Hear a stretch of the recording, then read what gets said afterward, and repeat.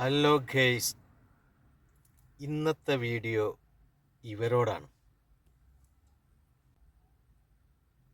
ഒരു happy Christmas പറഞ്ഞതുകൊണ്ടോ, അല്ലെങ്കിൽ happy Onam പറഞ്ഞതുകൊണ്ടോ, അല്ലെങ്കിൽ ഈദ് ആശംസകൾ നേർന്നതുകൊണ്ടോ പൊലിയാവുന്നതാണോ മതങ്ങൾ?